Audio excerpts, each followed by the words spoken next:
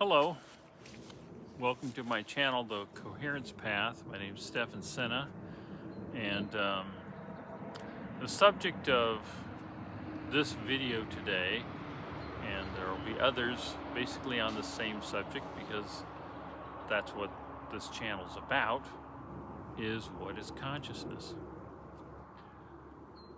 So most of us, and I include myself in this,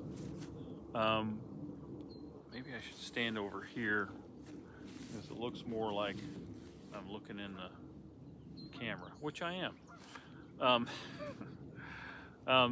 Plus you get a better view. It's all about the view. Location, location, location. Anyway, I started this channel because I wanted to share ideas and experiences that I've had, and I'm hoping that people would want to have me interview them either by phone, over Skype, or some other webcam scenario, or in person if you live in Portland, or if I win the lottery, I'll use that money to fly around wherever you are and interview you. I have another channel called What Was Seen, and it's more about unusual circumstances and experiences that happened to me, and experiences that I found in research that correlate with mine, as well as others' experiences.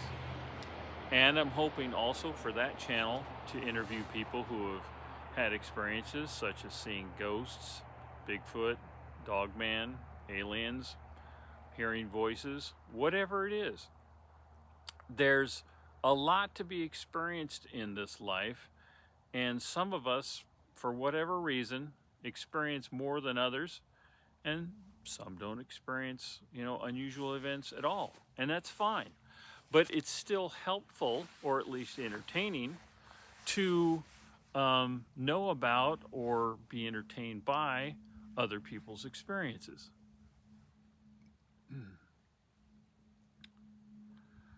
Now, when I think of what consciousness is,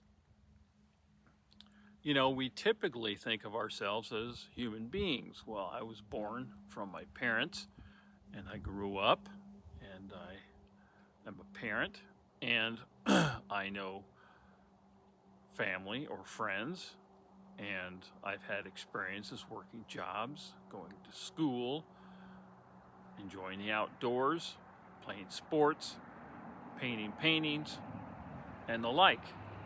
So you could say, well, that's an example of human life. And we all experience human lives. Now, if we strip back consciousness, our own, what is it? So, if I dismantled everything in my life, and one example would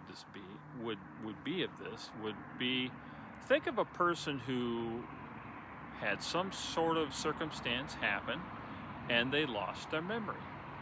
Now that happened to me for about 3 years, but I still had my long-term memory, so I could still remember who I was and my upbringing and so forth. Just for 3 years, I couldn't store any memory. So that 2.5 to 3 years of my life is kind of vague. There's some poignant events that happened that somehow got burned into my brain, memory banks, but a lot of the rest of it is hard to even remember. I just have sort of a general memory of what happened. But a person who's lost their memory completely doesn't even know their name. So they wake up in the hospital, let's say, or on the side of the road, and somebody might ask them, well, what's your name? And they might say, well, I don't actually know. I don't know what my name is. And so they don't have a clue. So you might ask the person, well, what kind of food do you like? And they'll say, well, I don't even know. I don't know what kind of food I like. So you take them out for a burger, and they have a burger, and they're like, man, this is a good burger. These are good. Well, I know I like burgers. you take them out for maybe some Chinese noodles, and they're like, wow, that's pretty tasty as well. And they just start trying different foods, and they find out, oh, now they know what they like. But at that moment, when you first met them, they don't have a clue. They don't know what their name is. They don't know what kind of food they like. And if you ask them, well, where did you grow up? They have no idea. Who are your parents? Do you have siblings? They don't know any of that. They have no idea who they are. Well, what are your likes and dislikes? Do you like to go fishing? Do you like hiking? I'm like, well, I don't know. I have no idea. I just don't know. I don't remember. So you take them on a hike, and man, they're like, this is great. Being outside, hearing the birds, smelling the forest. Oh, I even saw some deer. That was exciting, and they're just, man, this is great. And maybe 6 months or a couple years go by, and this person is just enjoying the great outdoors. They're going for hikes, mountain biking, skiing. They're going rock climbing. They're fishing. They're eating all kinds of foods, spaghetti and pizza and all that kind of stuff. And then one day, their memory comes back. And they're shocked. They're like, wait a minute. My name's Joe, and I'm a Wall Street investment guy. I've never even been to the woods. What the hell am I doing? I've spent my entire life in the education, in getting educated, working a job, studying the money markets, and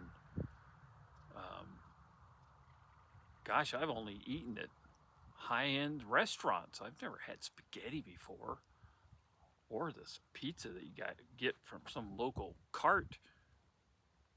That's completely different than who I am. And they're shocked. They're like, I didn't even know I would like the outdoors. So who do they become? Who should they be?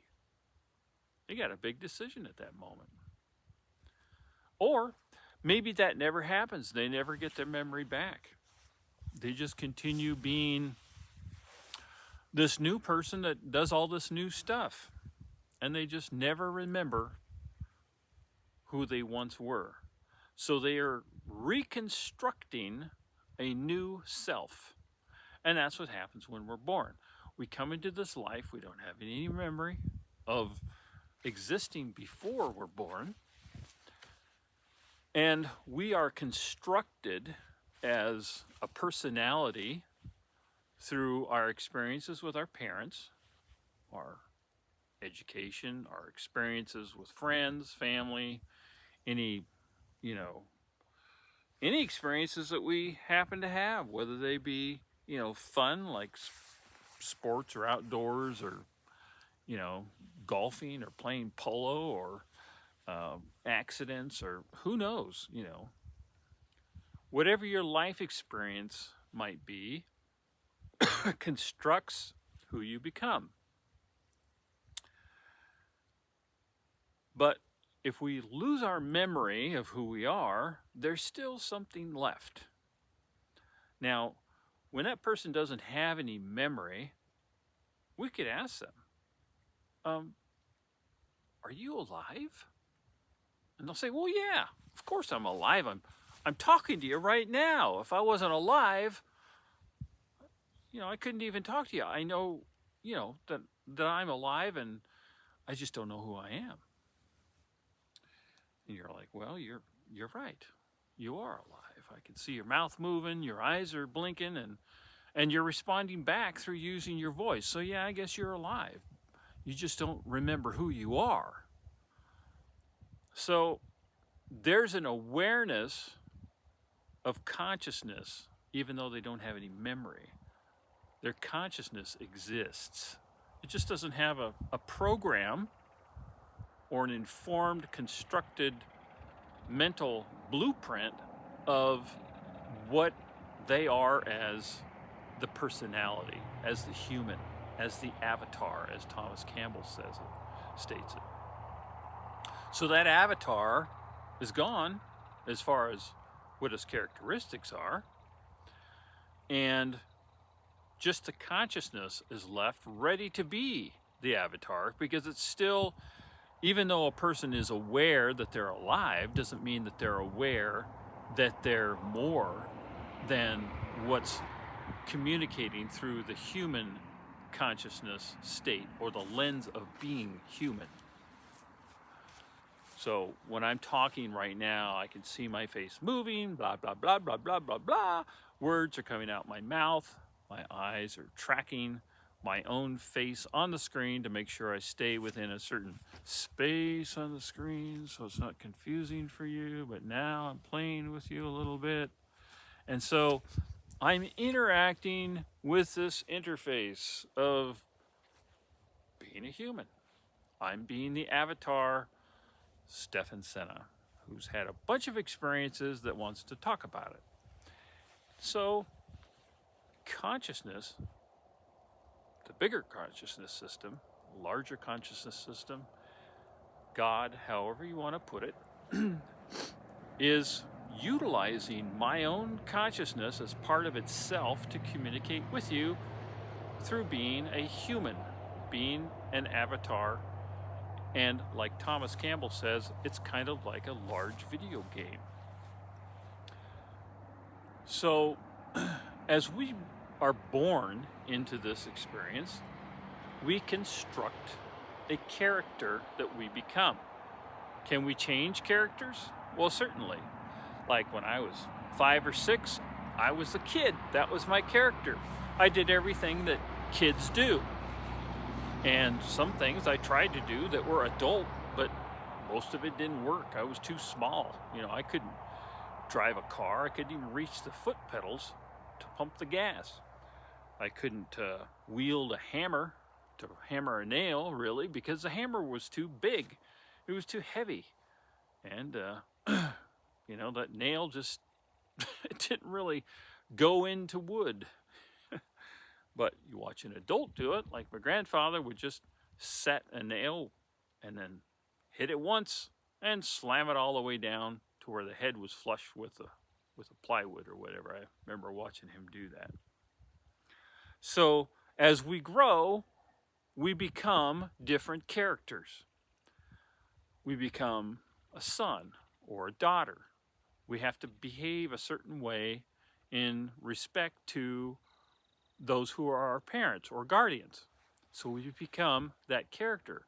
When we get upset or want to rebel against that, then we become what's called a rebellious youth, or an independently minded, stubborn child that disobeys the parent. And then you go off and you do things you're not supposed to do, or you move out, or whatever. That's another character. There's the good kid, and there's the rebellious one, right? Different characters. We all know, looking back at high school, oh, those were all the bad kids over there in the corner smoking cigarettes and, being loud. They were playing a character. But underneath, there was just consciousness. If everybody in the whole school lost their memory at one time, nobody would judge anybody else because they wouldn't even remember who they were. So they would all be equals. But as soon as we develop ourselves as characters, we develop judgment. And we develop the desire to control things so that we can make things conform to the judgments we have. Well, those guys are doing bad things, so I want to tell the teacher, or I want to get in a fight with them, or I want to go tell their parents some way to control those kids because, they're just doing the wrong thing. And they probably do want to do the opposite to the good kids. They're always showing up on time. They're always doing their schoolwork. They're always getting good grades. They're always doing extracurricular activities. Let's go throw a wrench in what they're doing. Let's make their life miserable. So characters are always playing off of each other, just as in a video game. You got some characters that are more robust and some that are more like, I'm just going to hang back and, tend to these sheep as the guy with the sword goes and hunts the dragon, So there's different characters and we play these parts really well.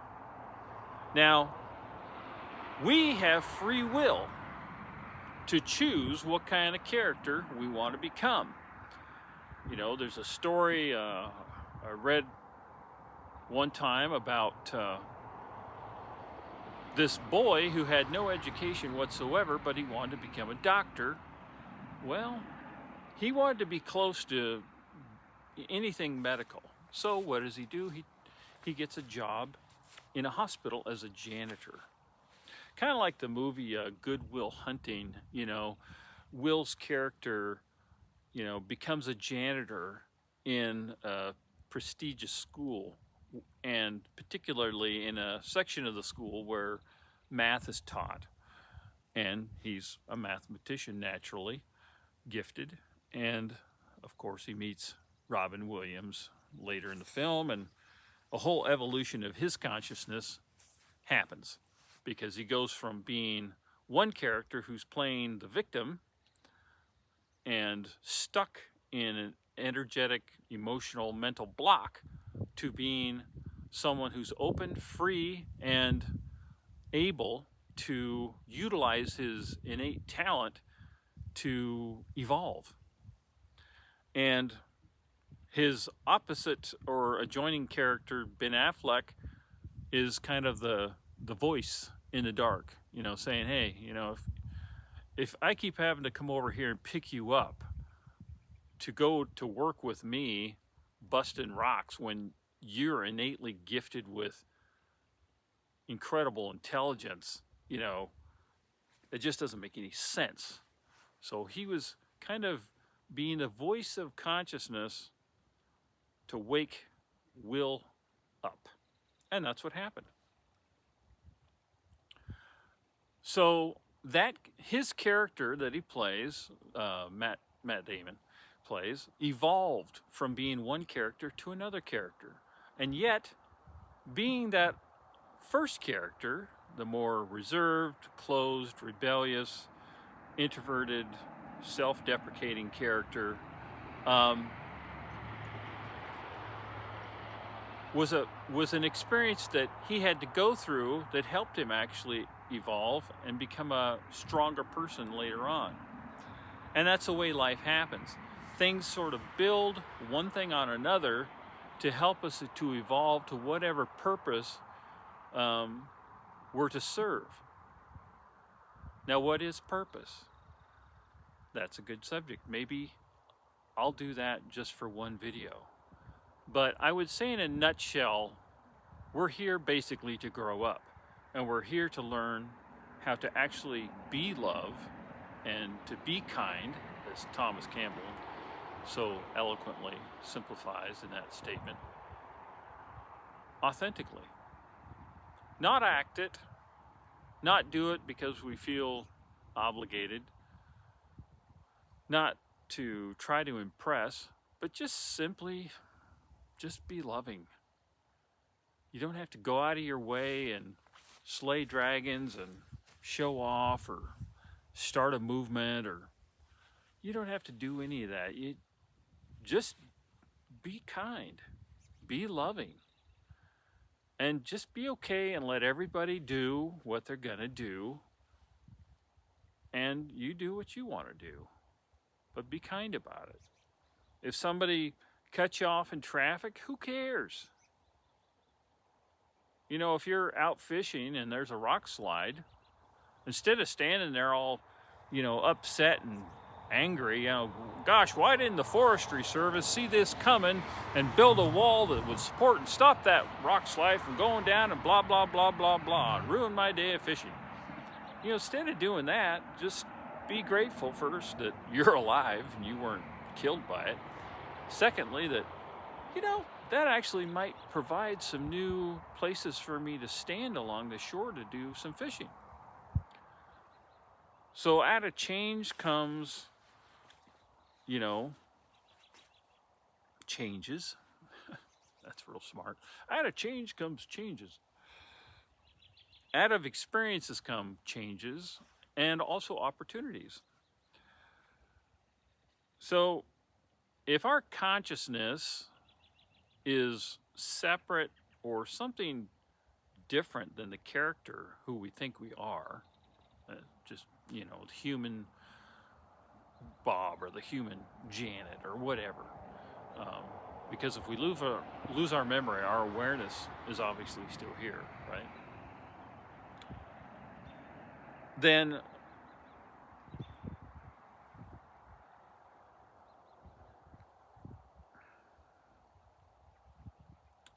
what's the broader spectrum or embodiment of our awareness? On this subject, from my own experience, I would have to lean in to my many moments in meditation, my out-of-body, you call it that, out-of-body experiences or near-death experiences, where I have perceived that there is a greater part of me that's sort of guiding, let's put it that way, my experience here. And I believe that greater part of ourselves, Thomas Campbell calls it the individuated unit of consciousness, or religious people might call it the soul. It's experiencing human life, the contrast that happens here, the epic choices between letting go and control, resistance and going with the flow, that individuated part of us that's part of the cosmos, consciousness, God, it's experiencing itself through us as the character, as the person in the video game, as the avatar. And that's the source. If you've listened to any of my videos on voices, that's the source of that voice. Whether when I was on a mountain and a rock was headed towards my head and a voice specifically told me what to do, or my life was under threat by somebody, unfortunately, when I was a 10 or 11-year-old that shot a gun at me, that voice told me what to do. And that voice also told me to paint when that's the last thing I wanted to do. And I had an argument with it. But that's the source of those voices. Just like the gentleman in Mexico who went into church one day and he just didn't know what to do. And a voice spoke to him and said, buy a ticket. And he said, in his mind, he said, buy a lottery ticket? And the voice said again, buy a ticket. He went and bought the ticket and he won. There's people that have dreams. A voice tells them in a dream, do this, do that. So,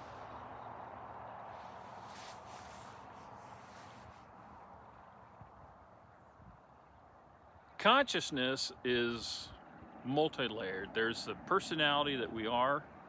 There's the soul or the individuated unit of consciousness that we are. And then there's that greater consciousness that we term God or greater consciousness. And consciousness is all around us, and it's evolving and changing and becoming more of itself. It's learning and growing, just as evolution teaches us. And so when you think about your own consciousness today, ask yourself maybe, this is what I try to do. I shouldn't tell you what to do. But when I think of my own consciousness, I try to ask myself, how is it that I'm thinking? How is it that I'm feeling? And why am I thinking or feeling that way? How could I think or feel different? What am I aware of or not aware of that maybe I could be more open to? So I'll stop this video for now because the battery's running low. I'll pick this up again on another video as we talk more about consciousness. Thank you for attending or visiting me today or clicking on my video. Please subscribe. Please write me, email, if you want interviewed for one of my 2 channels, What Was Seen and The Coherence Path, and I would greatly appreciate it.